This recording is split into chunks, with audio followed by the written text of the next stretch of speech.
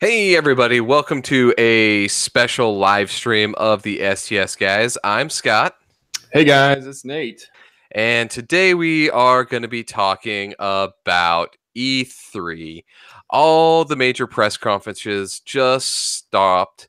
We're starting all the vendor hall and everything coming in, so uh, we're here to kind of talk about what we thought of it and if there is anything that we would have liked to have seen, kind of what we thought of all those different presentations and everything along those lines. So we're going to give it a few minutes. I see we already got a couple people in here, or a person um, jumping online. Yeah, So Chris Madden, what's going on, man?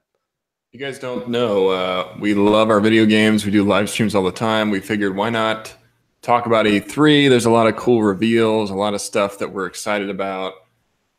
We would love to hear from you guys, what you guys are excited about. We'll ask, some questions in the chat, but we're going to kind of go through each company, focus on what we liked, what we didn't like, and then kind of pick our top threes. Perfect. Yeah, hey, thanks for everybody for joining. We got a lot of people already. Chris Madden. We got Yoshi. What's up, Yoshi? Man, it's been a while, man. Yeah, been a while, Yoshi. We got Danny McGuire. We got the Pencil Gladiator. We got Larry from the STS Guys. 8-Bit BS. What's up? But yeah, thanks guys for joining.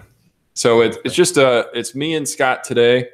Hopefully you guys caught the stream from Larry and Jeremy yesterday about their top 10 Funko Pops. It was a great stream. We're kind of riding that bandwagon today with the E3 talk. Yeah, we're going on their coattails. Yeah. So cool.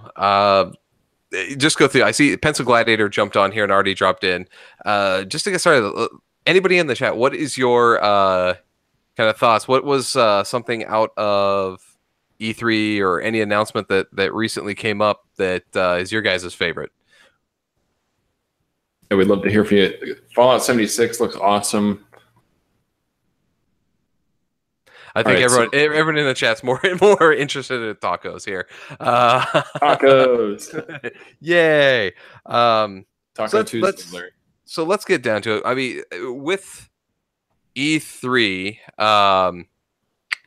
they had, obviously your three big names, Microsoft, Sony, Nintendo, and then a lot of the major players in the industry kind of had their videos as well. So let's just say, Nate, what was your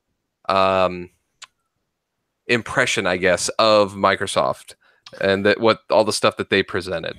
Yeah, Microsoft is a little underwhelming for me, to be honest. I'm not a big Xbox guy to begin with, but I did, check it out to see if there's something that would surprise me. I think the biggest title really for Microsoft is obviously Halo Infinite. I wish they would have showed some gameplay and not just, a quick shot of Master Chief. But, I think Microsoft's kind of desperate to get some really good exclusives on there, on their platform. Halo's kind of a tried and true game that they always go back to. I wish they would show us some new IPs. To be honest, I think it's getting a little bit. I mean, I love me some Halo, but it seems like Halo is kind of their go-to.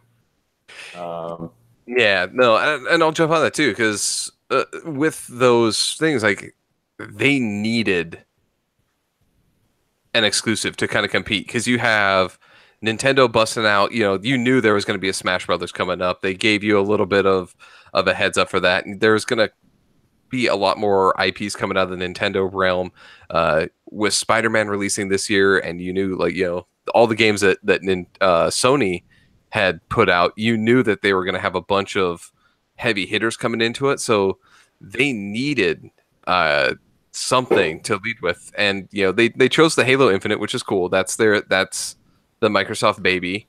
And then you have a couple of the Gears of War, but the Halo problem is like you said, they didn't really show a lot. They showed some environments. It looks like they're back on the ring, on the Halo thing so it's probably a prequel, or at least takes place in between some of the different games there.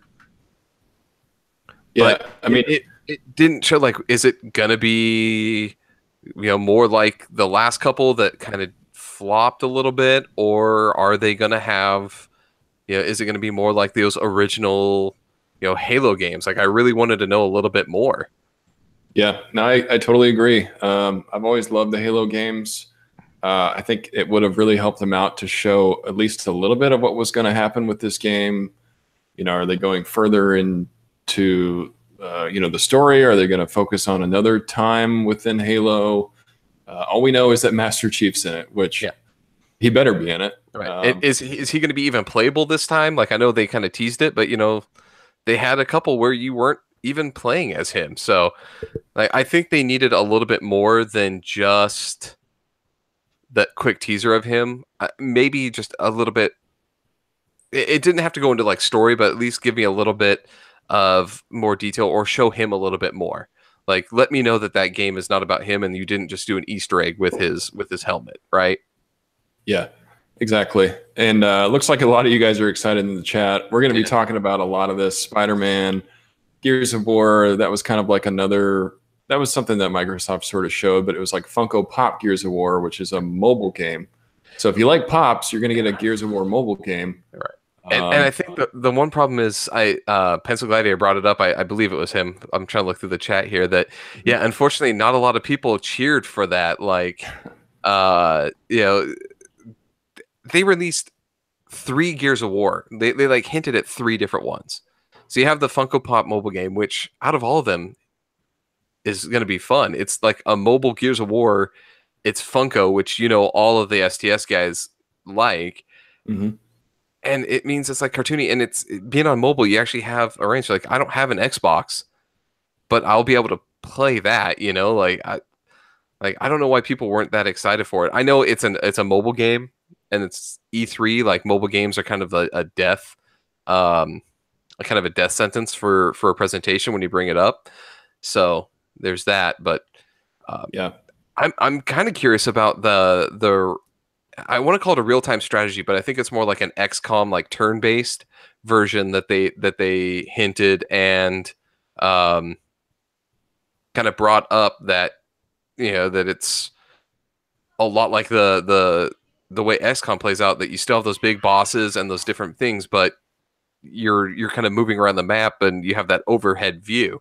mm-hmm. So I'm really excited to see how that actually turns out. Yeah, which I think is really going to work well for the mobile platform. You need something to where you can stop the action and kind of think about what you're going to do next. Mm-hmm. So I think it's kind of like people saw the logo for Gears, they're like, oh man, a new Gears. And while I am excited for the mobile, Funko Gears game, I think it's going to be great. I think a lot of people were kind of caught off guard, maybe a little bit, like, really, Gears and Funko? Cool, I'm on board, but I was expecting maybe a bigger title to come out of the the Gears reveal. Yeah, no, and I would agree. And again, just like the Halo, the main Gears, right? Gears 5, they mentioned it. They said, okay, and after these other 2 that were, we'll call them kind of side projects, right? They had the new Gears, and just like Halo, they didn't bring up anything like as to when to expect it. Like give me a year, like even just like say like winter 2019, right? Just give me something. Mm-hmm. Which is, it's something I'll say this, my overarching complaint about E3 this year was not a lot of people dropped release dates. It was a lot of here's what we're working on, but not when to expect it, unless that game was coming out within like the next like six to 8 months. Right. And Larry brings up a good point. There is a Gears of War 5, which they announced on, I think it was Sunday. It's going to continue the story of Gears of War 4, but this is a perfect opportunity to show us just a little bit more of that.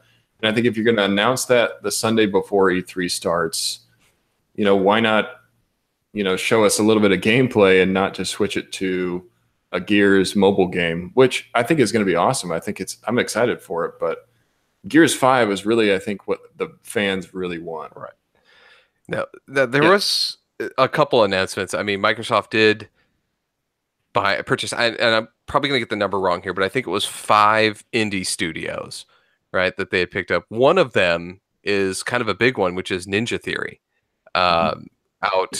Who did they did that really bad Devil May Cry remake and a few other ones, but and that There's a recent game that was like a kind of a Witchblade-esque type of game that they that they produced, and so that's going to be a big blow if they didn't announce any new games with those acquisitions, which I was kind of disappointed at. If you're going to talk about buying all these studios, like let us know what they're working on. But Yeah. at least they have an aspect of, okay, we're going to get some of these smaller studios, so we might have a lot more incremental, like not these big, huge, triple A titles, but they might be focusing on some of those smaller things, which is cool. More content, more stuff that they can bring out. So Yeah. it showed promise in the future, but I really wish that they would have brought up some more info from those titles themselves. Yeah, I mean, we know Shadow of the Tomb Raider is coming. That looks awesome. I'm excited for that. Battlefield 5, that's going to be across all platforms. So they mentioned a lot of games that are going to be coming out for multiple platforms, but not a whole lot that's specific to Xbox. Yeah. Division 2, I'm excited to see how that turns out. I like Division 1. Devil May Cry 5, I'm super excited for. Kingdom Hearts 3. These are games that are going to be going out to a bunch of different platforms, so it's not like it's specific to Xbox. But since they were the first ones that kind of announced their games, these are sort of the first reveals we got of like, whoa, these games are coming, but it's across all platforms. So yeah, I mean, I agree with you, man. Microsoft needs to get on the exclusive train. We've seen some really great exclusives coming out from PlayStation. I think Microsoft really needs to start competing directly with that. Yeah. The other thing too that I felt like was them trying to be like, haha, we're gonna one up everybody, is they pulled off that little announcement that they're working on a new Xbox system, right? Which everyone, like, no one announced it during E3, but it's like, duh, like, of course you're working on it. These things are at the end of their like life. Like everyone else has said it in some other way, shape, or form. Like Sony about a month ago was like, oh yeah, we're working on it, but it's a couple years out. Like we're not going to really bring up anything if we don't have info yet. We don't even know what that is.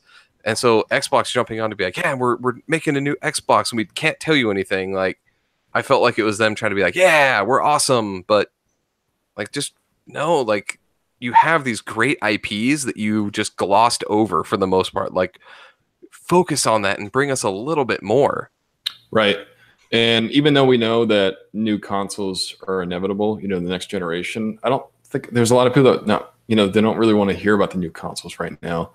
I think, PlayStation and Xbox they're in their prime. Xbox One, PlayStation 4. I mean, we're getting some really, really great games. I don't see the need for a new system just yet. Maybe 3-4 years down the road, we'll see it. But for right now, let's squeeze what we can out of these systems because we're getting some quality stuff. You bring up that new system when you're about a year out from releasing it, right? Like that's right. To me, that's the optimal time. You give them, hey, next summer this is coming out. Here's everything it can do. Because if you talk about it now, most of that stuff is going to change by the time we get to that. Like letting us know you're working on it doesn't really mean anything. Right. No, I totally agree. So what do you think? You guys have anything that you're excited for Xbox, or should we move on to Sony? Because I think, Microsoft, I'm sure there's some stuff that people are excited for, but for me, it's nothing I'm going to be jumping ship from PlayStation 4. Yeah. Well, and here's one thing is you might say that we are a little bit on the little negative Nancy's with some of these things. I will tell you this, with this like conference, I guess is the best way to put it, with E3 here, they really didn't, there was not a lot, like nobody really stood out as like, oh my God, that was an awesome like thing. So coming through it, there's a lot of stuff that we'll talk about, but not a lot impressed me this year, to be honest. Yeah, so. Only Emily kind of said this. She said E3 missed a lot of key game stuff for me. I wanted more than I got. I think that's kind of the theme with E3 this year. Even though there's a lot of stuff I'm really excited for, I think they could have done more. And I sound like a spoiled brat when I say that, but we've seen more games. God damn it! we've seen past E3s give us more than what we got in these past few days. We're still getting a lot of great stuff, but this was sort of an underwhelming E3 for me. So cool. And guys, I know there's a lot of chat in the chat. We're trying to follow along. Luckily, we got Jeremy and Larry kind of looking out for us. So they'll try to answer anything. We'll pick up on anything if we can here. Yeah, and Jeremy had just brought this up as we're looking in the chat. It was like E3 2017 1.5. It was 100%. Yeah, not a whole lot. The Emily had brought up the We Happy Few game that is Xbox exclusive, which is great. And I remember I was really excited for it last year when they first announced it, right? Like, yep. And it was, yeah, okay, you showed me a little bit more. We'll get to Sony because a lot of the same complaints I have about Xbox happened at Sony. Like, that was probably the most disappointing Sony presentation we have. So if everyone's cool with it, we can move on, talk about Sony here. Yeah, one thing from Denny, do you think the new Xbox will be portable like Nintendo Switch? I think that would be amazing. If you guys don't, I don't know if that's going to be possible. Yeah. The thing about the Switch that's awesome is, and if you guys don't have one, you'll know what I'm talking about. But it's portable. It works a lot like a cell phone, where I can just put it in sleep, walk away, come back, play the game again. It works great for Nintendo. The thing that I'm not so sure about with Xbox and PS4 going that route, or PlayStation going that route, is the processing power it takes to play those games. I don't know if you can make that portable like you could with a Switch. Yeah, I think because with Xbox and Sony, they're really pushing towards the best looking graphics and these really intense games. There's that, the Switch, as Nate said, is built off of mobile hardware. It's a lot of the stuff that would be the same as in some high-end phone. And yeah, to render a lot of those things, you need a really high-end or a pretty decent power supply into a good graphics, processor and graphics card. And the more you need to render, the bigger that battery and power supply has to be. So as Jeremy says, the battery power needed, your thing is going to be, thick. It's going to be like the old, that Game Gear that felt like you were holding a brick in your hand. Like, it's going to be huge just to try to get that to work. So right. I think it would end up being like a nice option to have, but I doubt that they would ever get to be that point, just to try to sacrifice graphics and processing power to make it mobile is, I don't think, something Sony or Xbox would be willing to do. Yeah, totally agree. Well, I would love to see it. And, there's always, they might surprise us and say, hey, we have this portable platform. I think that's where Switch is going to sort of dominate that market because their games, even though their games are beautiful, they're great games. I love my Switch, but they're not like a Last of Us 2 or a Spider-Man PS4. You just need so much more power to facilitate a game like that. Even look at the difference. Like, if you play not just kind of a just run of the mill Switch game and then throw in Breath of the Wild, look at how fast that drains your battery based on kind of the that battery draw that they have. Like, I get way less time playing a more graphically intense game on the Switch than I do just kind of the run of the mill. So it's going to be a problem that hopefully eventually they'll figure out, and we'll be able to get portable ones. I just don't see it in the next gen for those big guys. Yeah, totally agree. All right, man, let's move on to Sony. So the snooze fest, and Jeremy had said this earlier. Sony's presentation was literally E3 2017. If you notice, they announced they did 4 games, and it was the exact 4 main games that they highlighted last year. Only one of which we actually have a definitive release date. That is Spider-Man, which I am super excited for. But I've been excited for that game for a year. Like, so you said 4 games. We got Spider-Man. What are the other 3? So the other 3, we got The Last of Us 2, which we finally got some gameplay on, which I'm happy about. So I had Last of Us 2. Okay, so that gameplay looks amazing. incredible. The graphics are freaking Yeah. amazing. I was talking about this earlier today with you, but the scene where it shows her stabbing the guy in the neck and then it transitions into the gameplay, I didn't even realize that the guy had taken over. You know, Yeah. it was that seamless. It was kind of like God of War that way, where you start watching, so you know, a cutscene, then it transitions into gameplay, and you know, it was seamless that way. So I'm really excited for Last of Us 2, kind of seeing where that story is going. Ellie has definitely grown up. She looks like a total badass now. But like you said, no release date. That was a big downer for me. So yeah, and it looks like they took. I mean, for anybody who played The Last of Us 1, um, they took a lot of the gameplay elements for that series and just expanded them and made them way bigger in the new in this kind of this new, I guess we'll call it a gameplay demo, right? I doubt that's a full like map that's actually in the game, but yeah, as Chris said, looking in the chat here, it's systemic from the guy, that first guy spotting her, you know, alerting everybody and having everybody kind of do that search pattern. Yeah, It I all think looked like it was like the AI was just, you know, popping through like that. That was just an awesomely advanced AI system, and the gameplay of that survival style. They took what they did the last time and just ramped it up. Yeah, I totally agree. There's a lot of things, kind of like what Chris said, that when they were playing, the timing in the way the AI was adapting to what was going on was like, it was still hard for me to believe that it was actual gameplay. Because I'm like, this is just almost too perfect timing. Like, you know, it seemed like you're watching a movie in a way, but it was all the guy doing it himself. And it's just the reactions that the AI had to what was going on in the environment. I'm super excited for it. Yeah. So I'm going to skip. Let's save Spider-Man since that one is actually coming out here, and we got a lot more look at that one. The Sure. next one is the what the fuck is going on? Death Stranding from Kojima. Yeah. Yeah. That's So perfectly said. What the hell is going on? It's a lot of him walking through a desolate area. It's Daryl from The Walking Dead. That's cool. That was announced a long time ago. I remember when I first heard that he was working with Kojima on a new game. I was super excited to hear what it was about. But man, I think the first time I heard about it was probably like maybe 2 or 3 years ago.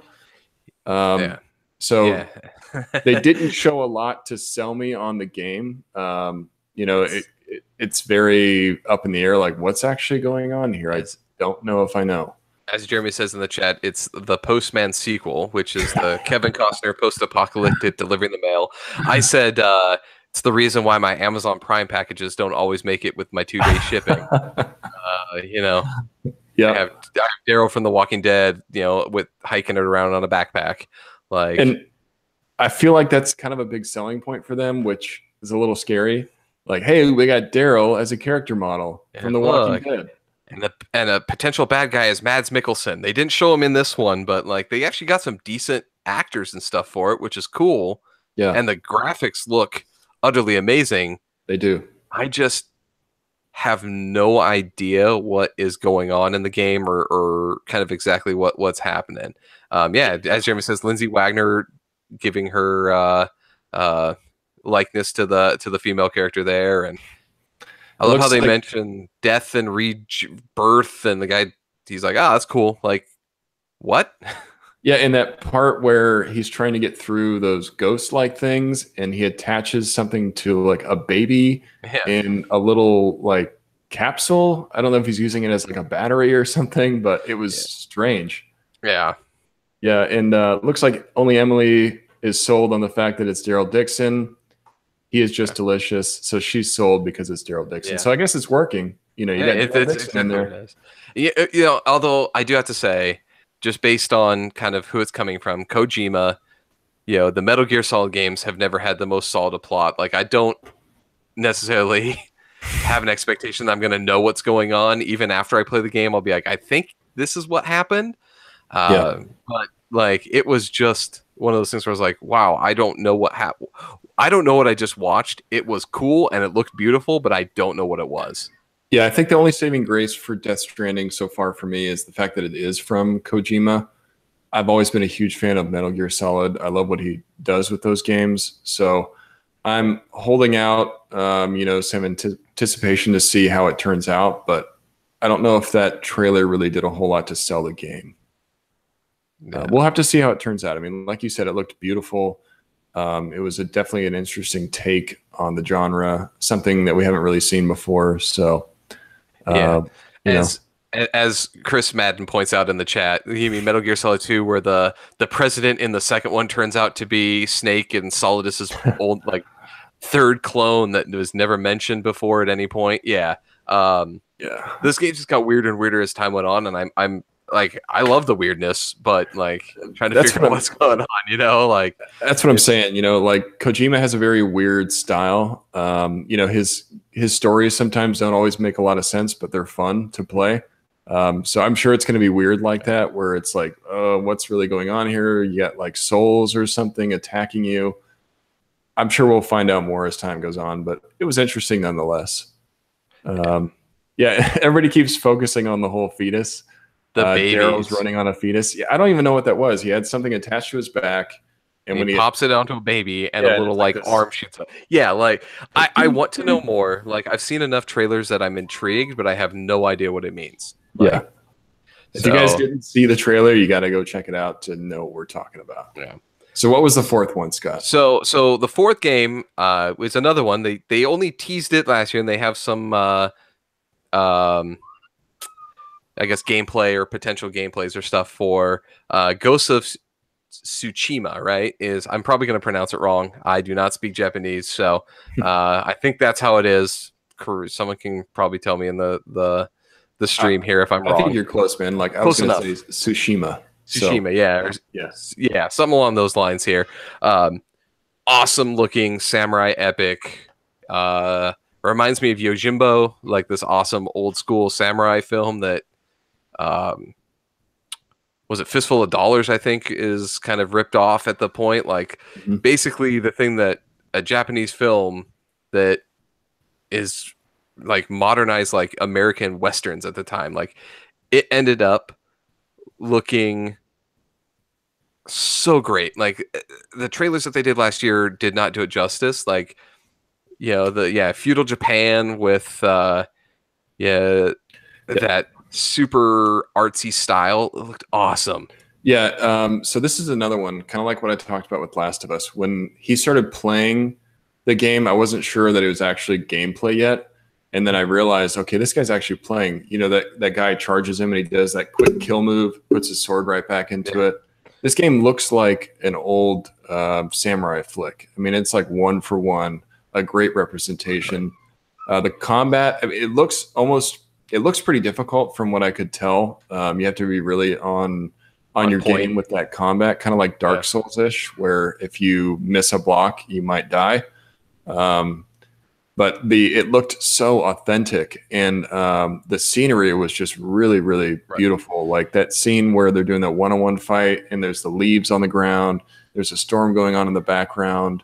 The imagery alone is really what's selling me on this game. I'm excited for it.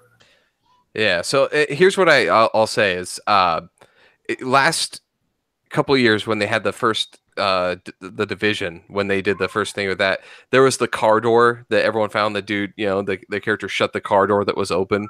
Yeah.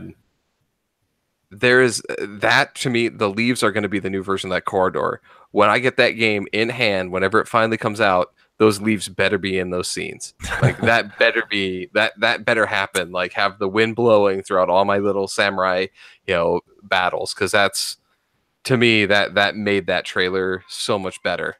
No, I totally agree. I hope what they showed us is what we get, because, like you said, we've been tricked before where, oh, yeah, the car door thing was just for the demo. It's Yeah, like, that no, doesn't hold actually on a second. Yeah. Yeah, hold on a second here. I feel like I was just sold something different than what I saw before. But yeah, I'm totally with you, man. I can't even remember what developer it's from, but nonetheless, I'm excited for it. I mean, Sony, for me, I mean, even though it was still a little underwhelming, I was excited for what they did show. So yeah, and I mean they have a couple different setups. So if you look at it, they have three major like we'll say samurai epics kind of, or that are coming out, right? We have the Sekiro Shadows Die Twice game that they brought up in I think that was during Microsoft's, I believe. Yeah, That they brought up. And then you have Neo 2, which is awesome if you like Dark Souls, if you want, Dark Souls in feudal Japan, you have that. And then this game, and honestly, out of the 3 games, this one is the one I was the most excited for. I think it looked the best out of all of them in terms of aesthetic and kind of style. And I really want to see more gameplay and hopefully get a chance to get a demo of that at some point soon. Yeah, that Sekiro game, I think one thing that I'm really excited about that is that it's coming from From Software, which did the Dark Souls games. So I think that alone has me really excited for it. Right. So it gives you an idea that they know what they're doing when it comes to making a game like that and making an expansive, like super immersive world. Let's just hope it's not as frustrating. That's all I have to say. Yeah, true. I think that kind of turns some people off from playing those games. You're like, wow, this is so incredibly difficult. I don't even want to play it anymore. Yeah. So they need to find sort of a happy medium where, hey, it is difficult, but it's not going to be one of those rage-inducing games where you're going to throw your controller across the room. Right. So Sony did bring up one other game that it was like in passing, but it was one of the biggest games that they dropped here. Was the Resident Evil 2 remake where they moved it to over the shoulder. Yeah. That was jaw-dropping. Like when I saw it, like I heard the voice, I knew kind of who that I thought that was, and it turned out better than I expected when I knew they were remaking it, and I did not expect to see that come out. And I'm really sad that was just kind of a trailer that they played in between some of their major set pieces. Like, yeah, I agree. They should have spent more time on that because it looked great. Everybody loves Resident Evil, and seeing Leon come back and being able to play that game again got me super excited for it. So that's cool. So, and Pencil Glass said, what about all the displays and they had in the products? Yeah. Sony was cool. They at least did the pop-up thing. They did that weird remote location where they kind of move people in between. That's why they always had those like intermissions while we're moving people. I don't know what the hell they were doing with that. Like I just, you have the convention center, just do it there. Like you don't be dumb. Like, I'm sorry. Like, don't make me wait and be like, oh, intermission, we're going to talk. Have these 2 weird guys talking. Yeah. Weirder than us guys talking on there. So like, that thing. Iron Archer, you point out, yeah, we won't be dying gracefully in Resident Evil 2. No. So look forward to most that. of those games, actually. Honestly, that was one of the things. Is like all those games that they showed. Like there's probably some pretty brutal deaths going to happen in all of them. So we kind of glossed over this right at first, but I do want to spend a little bit of time on Spider-Man PS4. Spider-Man. If I wasn't already excited for this game, that gameplay that they showed, not the specific play. So we talked about this before, but they had 2 different videos. One of them I don't think helped sell the game a whole lot. It was that rushed scene where he's chasing Electro. He sees through the prison. Yeah, that prison one. Right. Rhino shows up. Vulture shows up. A lot of enemies, but it looked very scripted, that scene. So I was like, I don't know if this is the best display. But when they started going through the gameplay and actually explaining the combat and how the open world works, I was flabbergasted. Super excited. Yeah. So honestly, with the Spider-Man, I'm right there with you, Nate. Like, I see why they did that trailer, because it sets up the fact that there's all these different bad guys, and you basically have the makings of the Sinister Six, right? That are going to be the main antagonists in the game. So as we get a little bit into like the trailer, they showed a little bit of gameplay at the beginning, and then it seemed like just kind of more platforming, just chase Electro around. Like, that's really all that it showed. And I was like, this doesn't show that gameplay that everybody wants to see. Is how is that combat going? Like, how is everything going to be laid out, and really how does it all work? What people wanted to see, you glossed over after the first couple minutes. but Right. that open world where they spent like what was that, like 20 some minutes showing the open world on the demo made me look at it and say, yes, I am buying this game. This is a day one purchase. Yeah, day one, no question whatsoever. Yeah. The graphics and the one thing I really focus on, I think Insomniac's really good for, which I've seen in their past games, is their animation. It is just seamless. Like seeing Spider-Man move in the way that he does, I think they captured his move set perfectly.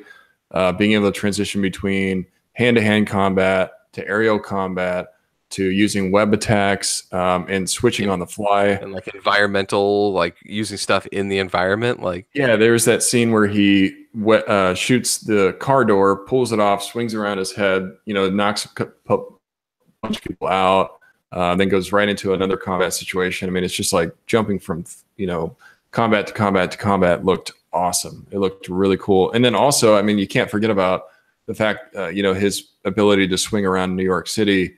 It looks so good. So I can't say enough good things about Spider-Man. That's probably one of my most anticipated games of the year.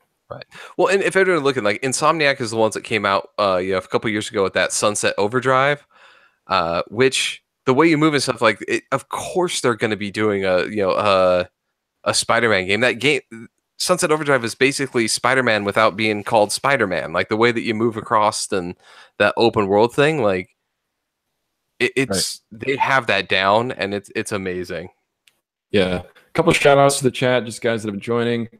Pencil Gladiator, thanks for joining. Rustman, Iron Archer Films. We got Nerdsmithing in here. Thanks a lot, guys, for joining us. We're talking about E3. Go ahead and throw in the chat your favorite games. What are you guys excited for? What do you want us to talk about? Jeremy touched on something that I wish they would have shown a PS4 Pro special edition for Spider-Man. I've been wanting to get a Pro, but I've been waiting for a game to have it bundled with to do it. I almost did it with God of War, but I'm going to wait and see if they do it with Spider-Man. I think it would be a missed opportunity if they don't. So somebody in the chat remind me, because they did announce a special PS4 Pro. Was that a Kingdom Hearts one that came out? Was that what it was? I think you're right. I think it was a Kingdom Hearts, which is surprising because Kingdom Hearts comes out later than Spider-Man. You missed a big opportunity for an awesome, webbed up skin or something like that for, for that PS4 Pro. Like that, I loved the way that they did the God of War one, and would love to see how they could do that with a Spider-Man game. Like, honestly, I don't need a PS4 Pro, but if they made a Spider-Man one, I would buy the Spider-Man one. Yeah, exactly. Like, just off the bat, like, no hesitation. Yeah, I mean, I don't know anything about what they would design it with, but I can imagine the possibilities, making it two-tone, like, blue and red with a big spider on the middle. There's so many possibilities, and it would be a really awesome console. Looks like a few other people are really excited for Spider-Man. Definitely an awesome-looking game. And they did confirm it was Kingdom Hearts. Yeah. Yeah, and I've said this before, but this looks like this is going to do to Spider-Man what Rocksteady did for Batman. This looks like the Rocksteady Batman of the Spider-Man genre. Right. It's going to be an amazing game. I can see sequels coming from this. It looks like they're really trying to expand the universe, and I'm so glad they didn't focus on an origin story. This is Spider-Man 8 years into his career, so he's experienced. He's got all the gadgets. There's enemies established. I kind of like how they went that route. Right. So Iron Archer brought up. He says that Spider-Man does seem a little bit like Arkham. What I look at is I think they took like the old God of War kind of button mash process and mix that with Arkham to create the Spider-Man. It is the best way I could describe it. It seems like there's a little bit more freedom and than what Arkham had, but they definitely took it as a inspiration, at least, for sure.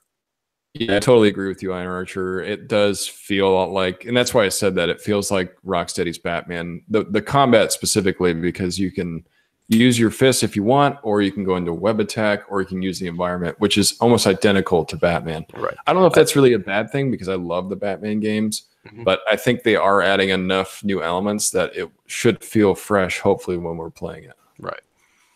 Yeah. So cool. So I think it really outside of everything, like what Sony showed was amazing. I think that Mhm. they needed to like their presentation undersold the amazing games that they had. Yeah, Yeah. like outside of everything, like the last couple years they've been so awesome. Like they have the full orchestra for God of War and everything that came out. Like I think that they needed to have that same energy this year, and they did not. The games themselves are still amazing. Like what they have in there is awesome, but I would love to see a little bit more. Yeah. Totally agree, man. Yeah. So I think we've murdered Sony. Yeah, let's all right, so we got one more major one left here, right? Let's talk this morning's presentation with Nintendo. Nintendo. Woo! It's another one. I love my Switch. Don't get me wrong. I love Nintendo, but it left me a little underwhelmed. Mhm. 20 minutes of Smash talk. I'm excited for Smash. I Yeah. really am. Like Super Smash Brothers Ultimate, I think is going to be amazing.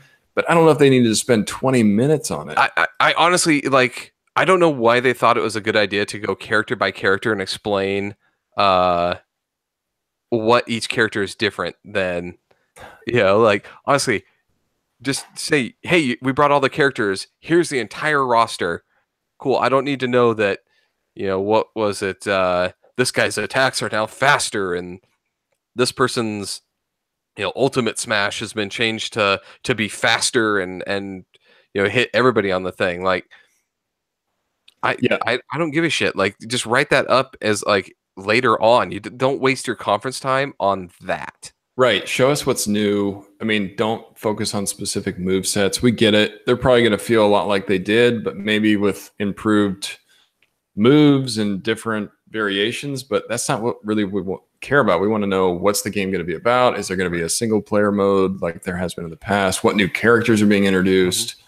And Um, I know a lot of people are kind of upset that it's basically a port of the last one. Um, but honestly, I'm fine with that. They did the port with what was it, Mario Kart 8, right? That brought over, but mhm. at least this one they're bringing back using the power of the Switch to bring back all the old characters and the last Super Smash Brothers didn't really have anything wrong with it, like it was still a really good game. So why try to improve on something that, just minor fixes would work? So I'm fine with it being a port, and I love the fact that they added all those old characters back in, from the last couple, like all the special guests and stuff. That's awesome. Right. So, but like you just spent too much time talking about all the little things, like Yeah, it looks like only Emily agrees. She says Nintendo Y, a little underwhelmed, lots of question marks. and as she says, Uh, that was a Smash Brothers conference, not Nintendo's E3. Um, yeah, that's kind of how I felt. I mean, for I God's mean, sakes, you announced a Mario Party game and you spent way more time on a port of the Switch or of Smash Brothers. Like, yeah, it, only Emily fucking perfectly Mario said. Party. Like, come on, spend more time on that. Yeah, or like Emily said, why not focus on the Pokemon game that's coming out? Yeah. Because that's going to be huge. You But mean the no, one let's that's play. coming out here in a couple of weeks? Yeah, Like, it's going to be huge. And I'm surprised they didn't really say anything about it. Like yeah, nothing. yeah. Um, you know, but I think Nintendo knows how big Smash is for them. And I think they really tried to sell it, but they don't really need to. No. It's Super Smash Brothers Ultimate. All you got to say is coming to the Switch. Just tell me And when. and it has every character. Right. Like they just say it has every character that we've ever had in the game. Yeah. It Done, sells sold. Like stuff. when you announced it, I pre-ordered it.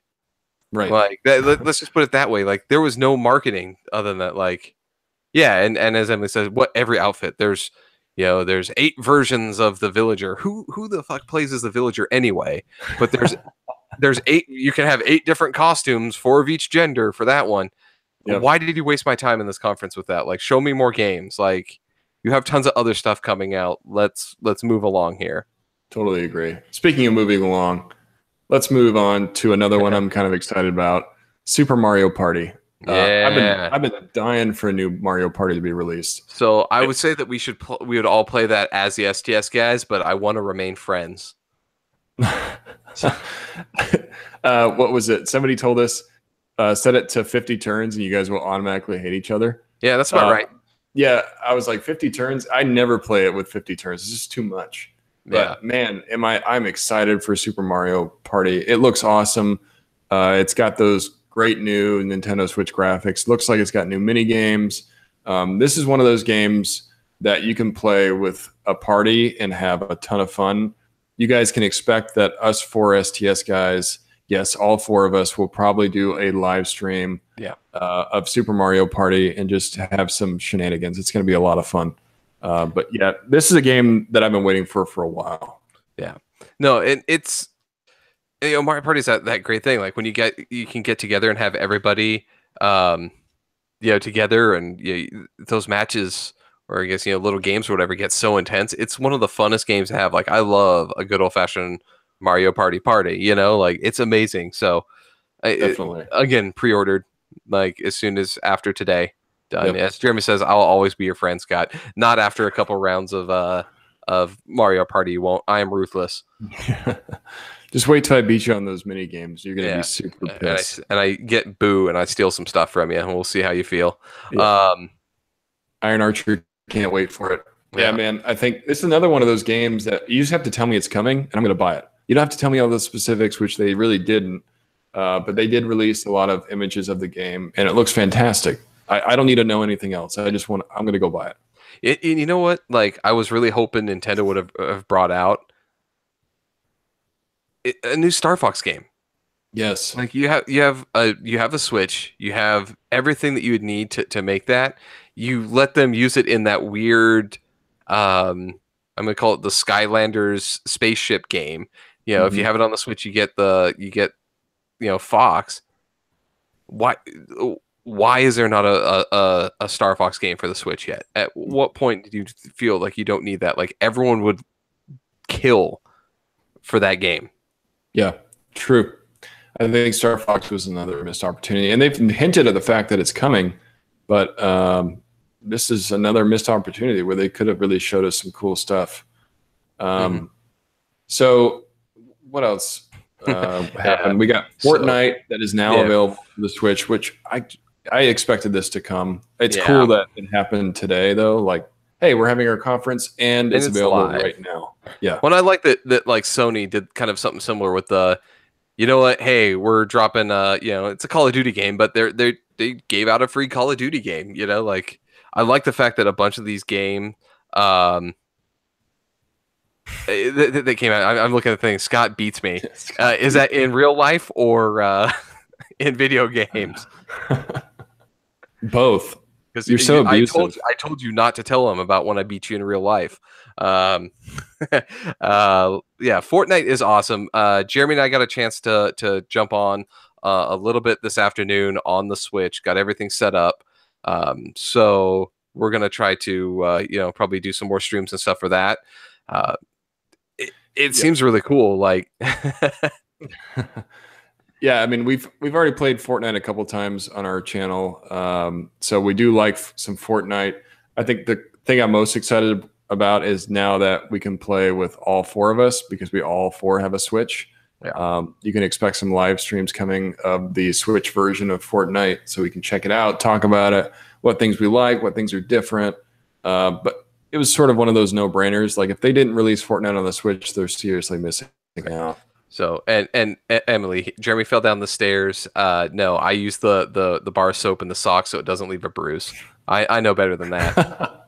And Jeremy brings up a good point though. One thing that we found out is since we all have the Epic account on our PS4s, because they don't allow like crossplay between the other systems, we can't use that same Epic account apparently on the Switch, so I had to create a new account. So I have to have two accounts rolling on on Fortnite. So that's kind of weird. I can't, like PS4 and PC, you can share like the account and share experience and stuff.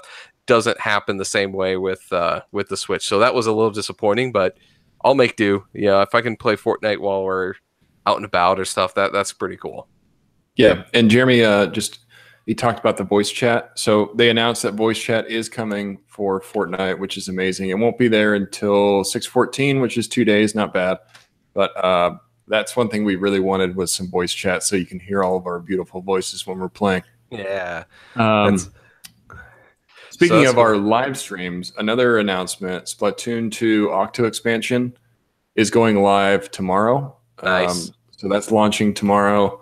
I would imagine that Larry's probably going to get it if I have to speak for him. I know how much he loves his Splatoon 2.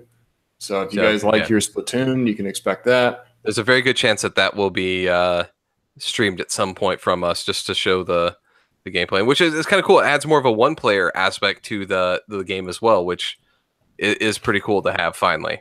Right. Yeah, I think that's what people have been really kind of wanting. I mean, everybody loves the multiplayer aspect, but why not have some more single player campaign to go through? Right. So what else, Scott? What else for Nintendo? I think that really was the major ones for Nintendo. I mean, they had a bunch of new games that came up. None of them were really my tea. A lot of, the classic Nintendo, some of the RPGs and games. So nothing Yeah. else really struck my fancy other than those major ones here. So I agree. we have three other conferences that kind of happened here that were the big ones. We had Bethesda, Ubisoft, and EA that also had their things. I know, was it Digital Devolver had their conference where they made fun of everybody else. Scum, their game that they have that was really their big question is cool looking, but it is kind of like a survival open world game, which I always want to shy away from if I can. So, yeah, I think we're gonna skip that one for now, unless somebody really wants to talk about it. Nothing really struck my fancy with that one. So I agree let's with you. let's go with Bethesda because they had two big announcements to come through this year. Yeah, man.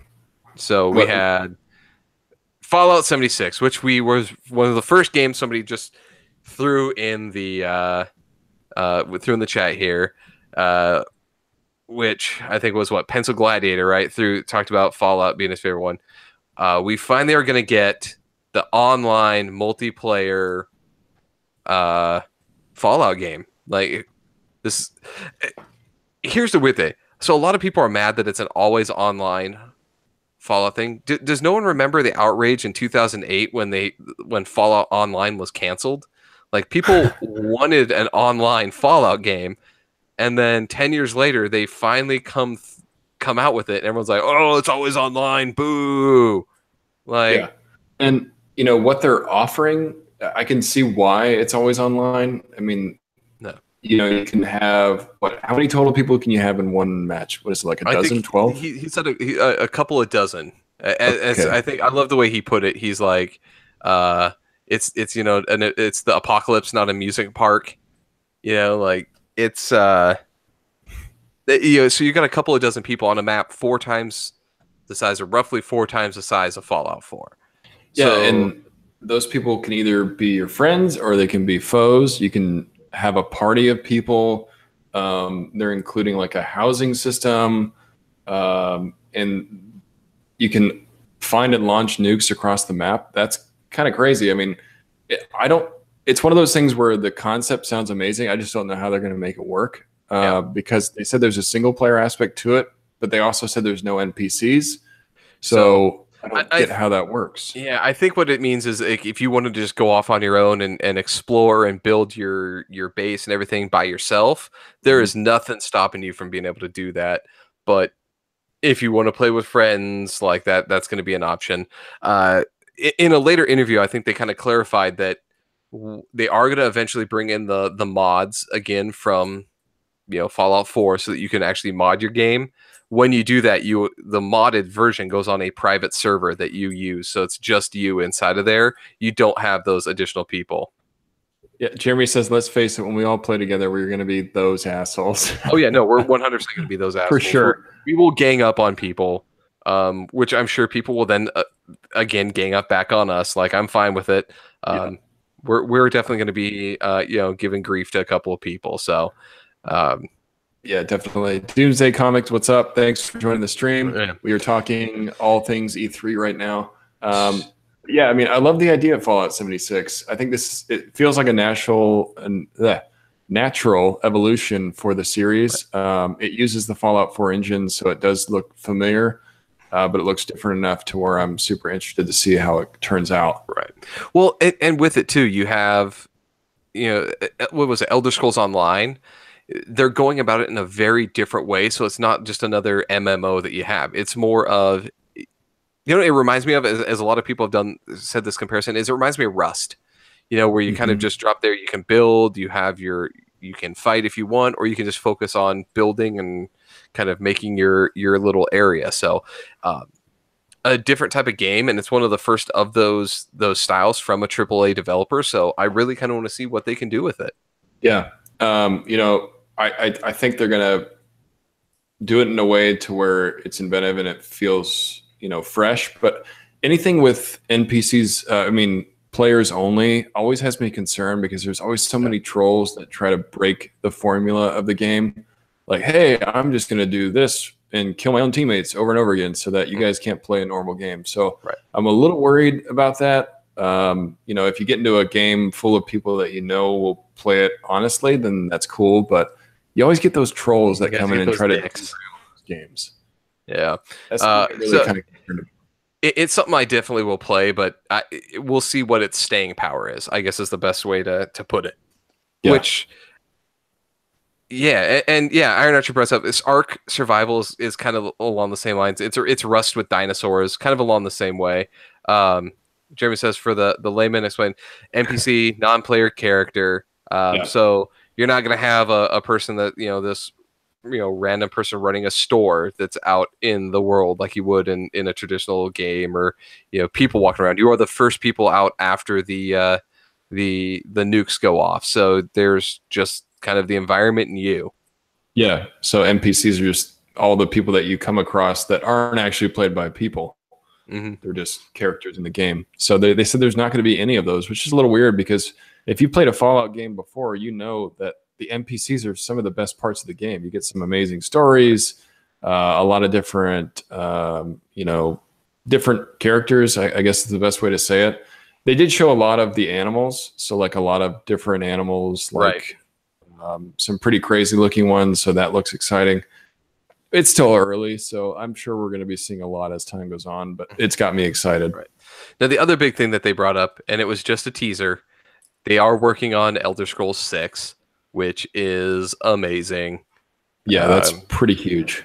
Because, outside of Elder Scrolls Online, we have not had one since, what is that, 2011 when Skyrim came out? So we're finally, everyone's been clamoring for that since a couple years after Skyrim. So finally having one built specifically for the PS4 and the Xbox One I cannot wait. I love the Elder Scrolls games, and to have another one hopefully soon. I know it's probably still a couple years out, but yeah, getting a hint that yes, we are indeed working on it was amazing.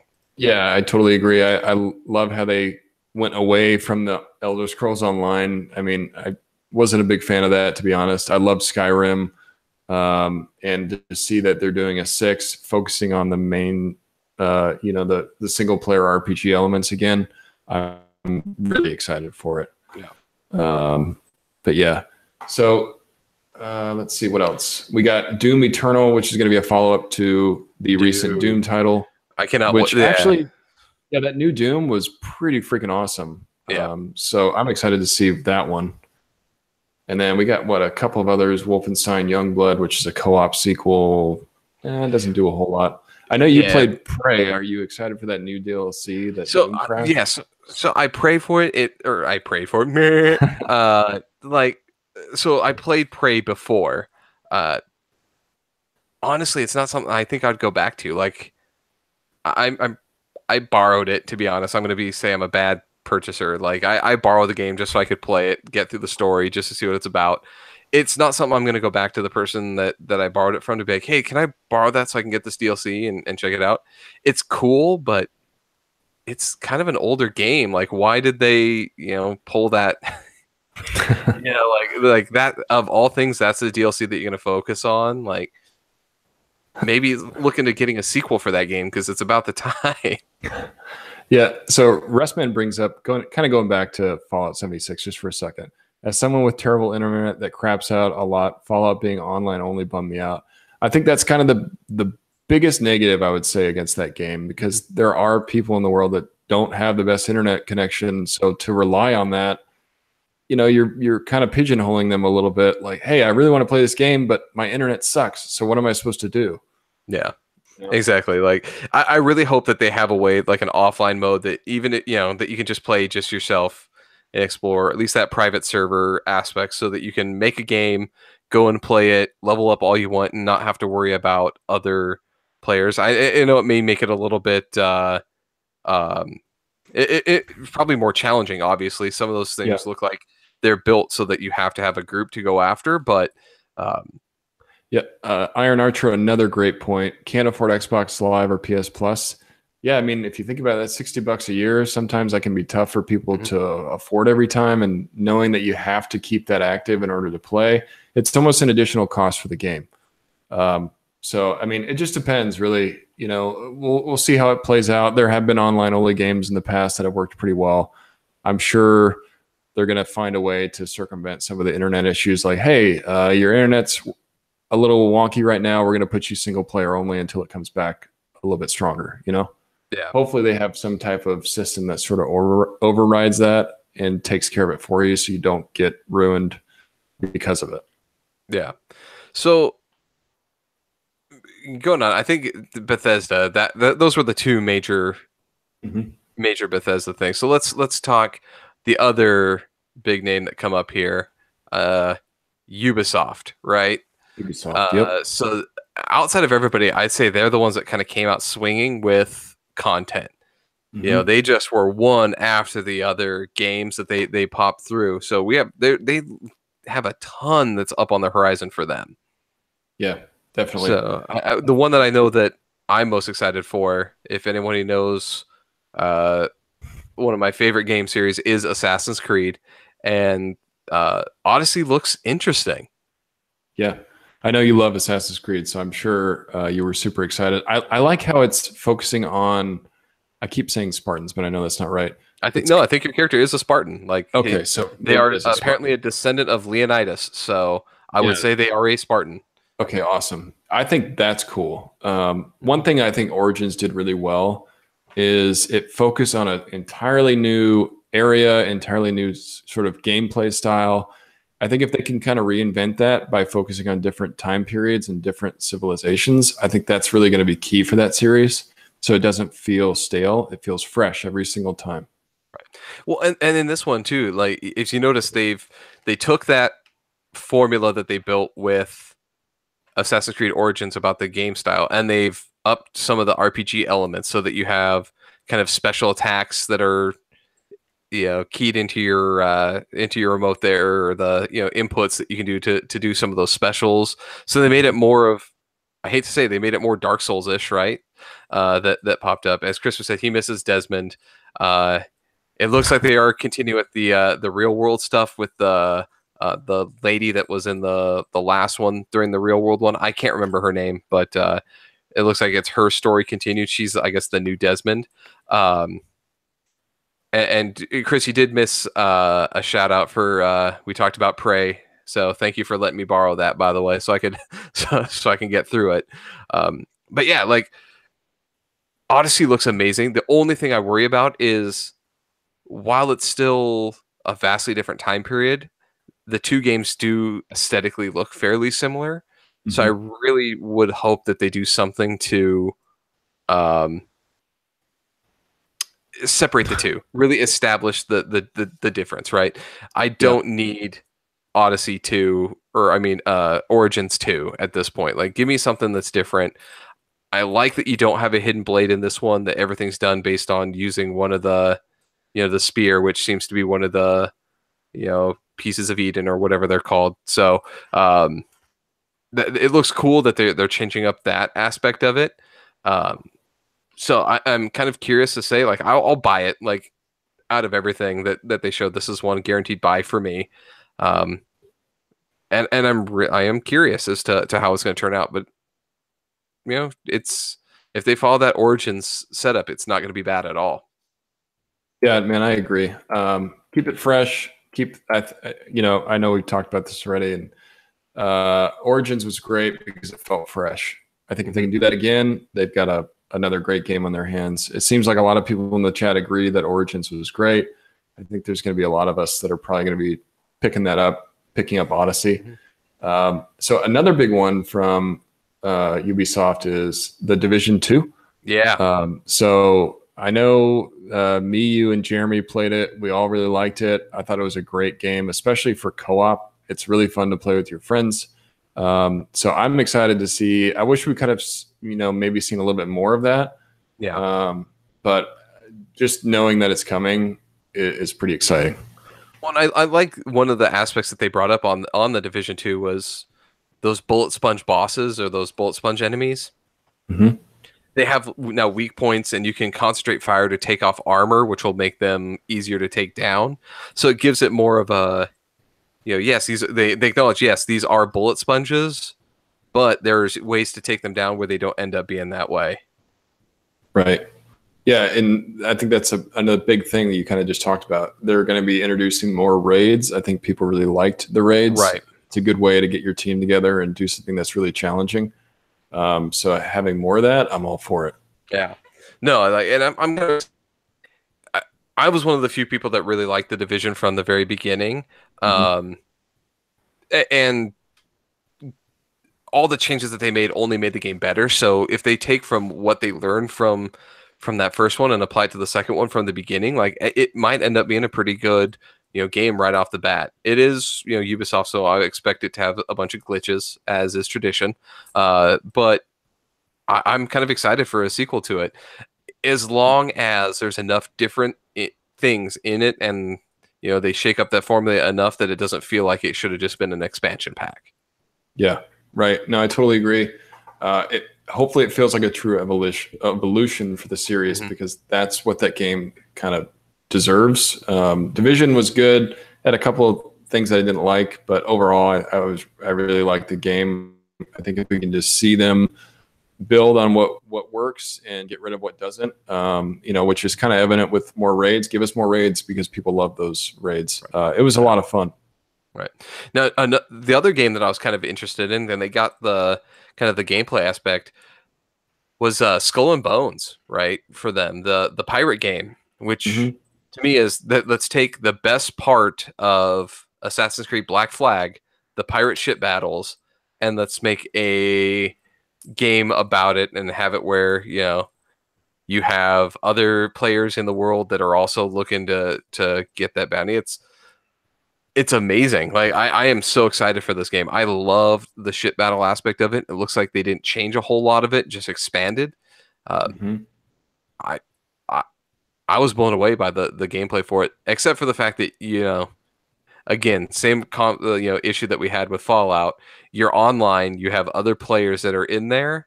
Is what's going to happen when like those people are dicks and ruin your fun. Yeah. No, I agree. It seems like Pirate's kind of popular right now. I think a lot of people were disappointed with how Sea of Thieves turned out. It wasn't as good as people might have hoped for. Right. So I think they're sort of trying to improve on that and like, hey, let's give you a different type of pirate game. See if you like this instead. Yeah. And I think that this one has enough staying power and enough people were excited. If you ask most fans of Assassin's Creed, Black Flag is their favorite, and those ship battles tend to be the ones that are the thing that most people really enjoyed out of it. So giving us more of those is, I can't say enough about it, man. I am so excited. Yep, totally. And so another big one, Beyond Good and Evil 2. Yes.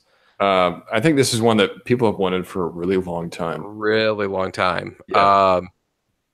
And it looks like a really great game. I mean, I'm excited for it.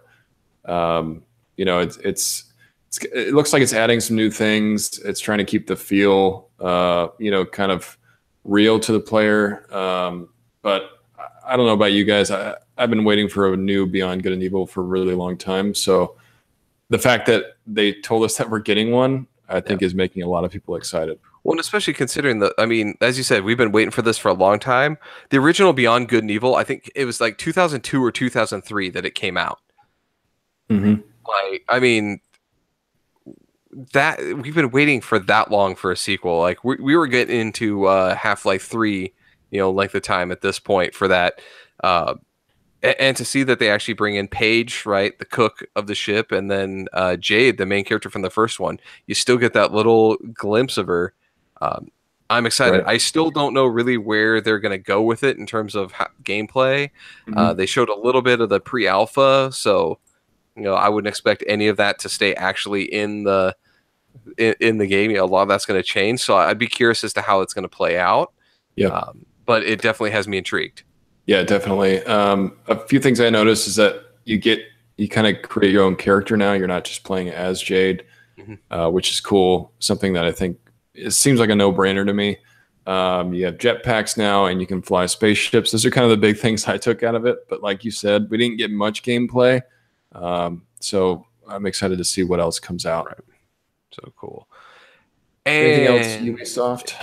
I mean, we'll just talk. I'll just bring it up. I don't really have an opinion either way on it. But yeah, they brought up. Oh geez, For Honor had they're adding the the Chinese faction into the game. So you get another game for that, and more operators in was that Rainbow Six Siege. So you're getting a couple more people and some tournaments for that. And a game I liked, Trials Rising. Another Trials game, which if you like frustrating games and hard stuff, that's a go-to. Oh yeah, Metro. Oh yes, the sequel to Metro. So I'll tell you, everyone is all excited for Metro. I never finished any of the other two Metro games that came out. Yeah. So I've never really been into this series. I know a lot of people are, and I've heard really good things about it. I think it looks to be another sequel. I don't know much about it, guys. Sorry. I know we're if you're excited for Metro, we're sort of killing it for you. But it looks like Jeremy's excited for Metro. Yeah. So it's a cool concept of the game and things. It's just not my cup of tea. Right. So all right. So we got one last major publisher here. The other one too, I forgot. We are skipping another one. Square Enix. We already talked a little bit about Tomb Raider because they did that at the Microsoft thing. Square didn't really have any major announcements. They just played that like 25-minute long video. I was hoping for a new Splinter Cell or was Square info on the Final Fantasy VII remake. Nothing really major other than a Dragon Quest came out. So I'm just gonna say move on from there. They none of that. They didn't even need. They weren't even there. They played a video. Like that's the best way I can say. Right. So let's move on to everyone's most hated publisher, EA. Talk about a snooze fest. Yeah. Boo. You knew their thing was bad when the people no one clapped whenever they said anything. I think like we have this new game coming out, and you had like 3 people like, woo. I think so. EA has been, digging themselves out of a ditch ever since the whole Battlefront 2 problem. And I think a lot of people have really lost faith with EA because of that. And I think EA's problem is that they've been such a powerhouse for so long. They just assume that people are going to continue to keep buying their games, like keep buying our stuff, deal with our microtransactions, deal with all the crappy, stuff that we do in our games. Yeah. It was bad that the biggest cheer they got is when they said Anthem wouldn't have loot boxes. Yeah. And or Battlefield wouldn't have it. And everyone cheered at that point. I'm like, honestly, like that's what gets the biggest cheer is like, you're such a scumbag that saying you're not going to be as big of a scumbag is what gets the biggest cheer out of your entire conference. Yeah, I think if anything, you said it. Anthem's probably the biggest thing that came out of that. We knew it was coming already. It looks a lot like Destiny. I'm excited to see how it looks. It's like Destiny mixed with Iron Man almost because you can fly around. You have this armored suit. It's a big open world. It looks to be sort of MMO stylish. So I think Anthem is probably the only thing I'm really excited coming from EA. Oh, and maybe the Star Wars Jedi Fallen Order. I wish they would have showed us something. Yeah, Maybe told us anything about that game except it's for the title. yeah, and it's coming from Respawn, the people who did Titanfall. Yes. Like, I mean, you have Weird. a good publisher on that title, and they're doing something cool. Like, that's the game I wanted to see. Yeah, and Like, that's what you needed to bring up to at this conference, and you would have had everything come up. yeah, and I don't disagree that Respawn's a great developer, but the only thing I know them for is Titanfall. And then you're telling me that the guys that made Titanfall are making a Jedi game? That's Right. It's a weird transition. Right. Yeah. Should be interesting, but like I have faith in them to make it cool. You Yeah. know, during Titanfall, obviously they were not actually purchased by EA, and so they did a lot of listening to kind of fans and made changes that were needed to the game, and listened when they built it. So I have a lot of faith that they're going to make a solid Star Wars game, or at least something that is better than Battlefront. Yeah. No, I agree. And I sold my Battlefront, so I don't. Anybody who likes it, I'm sorry, I don't give a shit that they're adding DLC from the Clone Wars and Solo. Yeah, like that's, yeah, it's too little, too late at this point. Just abandon it. Like, yeah. you're not gonna get those players back. You've already ruined them. Yeah, so what else do we get? We got Battlefield 5. So the only thing I'm kind of interested about with Battlefront is the battle royale, right? I think Nate and I are both laughing at Chris jumping in, dying in the storm. Nate Now you is can't give me crap well about versed with that, right? Chris, Yeah. not give me crap about dying in the storm. You Yeah. forget about the storm and then you die, and it's just super embarrassing. Yeah. So going back to it, like, Fortnite's actually a great segue for this. So Fortnite, and then we have PUBG are the two major like battle royale games that we have, right? Neither of them are made by a major studio, right? These are all kind of independent ventures and things that are coming up here. I'm actually kind of curious as to see what someone can do from a AAA perspective with a battle royale, right? Same with Fallout. Like I said, we have all those survival games from from all these other publishers, and I want to see how Fallout does that survival aspect with 76. I want to see how Battlefront handles a battle royale. Mm-hmm. Yeah, I'm totally down for that too. I want to see how they do it, but it's like you said, you've already sold your Battlefront. Are you really going to pick up a title just to see that? Probably not. I should say battle. I said Battlefront. I didn't mean Battlefield. Oh yeah, Battlefield 5 had the has the battle royale mode. So I did the same thing. Yeah. So I'm curious to see it, but Battlefield 1 turned me off of that series to the point where if I do get it, it'll be a late pickup or a something. That might be the free game when the stores start doing the buy two get one free. Like I don't know if I could spend full money on that. Yeah, I totally agree. And surprise, surprise, everybody, we're getting a FIFA 2019. I know it's a huge thing. I know it's their biggest seller. I know people love soccer. I get it. It does nothing for me though. I'm sorry. I just don't really care about FIFA. Yeah. I'm probably crucified for that, but it's almost like that's not exciting. That's expected. Right. It's 2019. Where's the new FIFA? So yeah, FIFA's coming in, and then they dropped probably the worst bomb.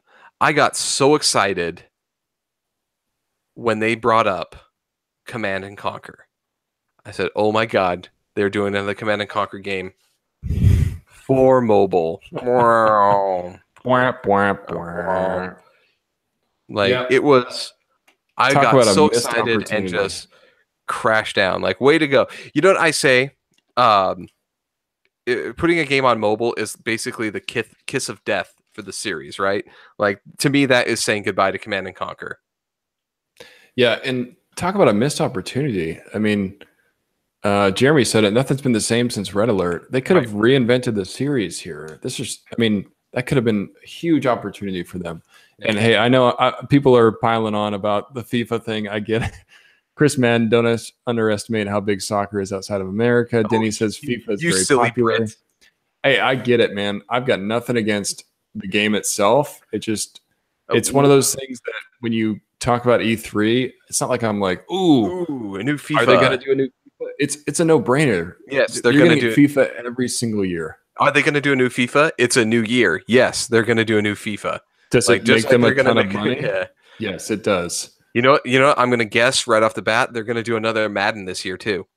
Yeah, it's not my bag, baby. That's right, for sure. Like I know that it's coming in, but yeah, as Chris said, it is a huge thing for them. So it is the sport of the rest of the world. Us silly Americans are discounting it, but it's what keeps them in business. I get it. Yeah, as Jeremy says, as long as I will buy the Madden game if we have Tom Brady kissing his son as the cover. Yeah, and Battletoads. They bring up Battletoads and then show nothing on it. How dare you? I know. Oh, so this is a great opportunity, Emily. Thank you for starting that. So I think we've kind of gone through all the coverage. I know it's already an hour and 20 minutes. We're going on here, but if you guys have games that we haven't talked about, tell us what you're excited about. Battletoads looks awesome. I wish they would have showed us something. I agree with Scott. It would have been a great opportunity to show me just a tiny bit of gameplay. Right. Just a little bit. Yeah. So but they didn't. But the fact that it's coming, and I think that's going to be an Xbox exclusive, right?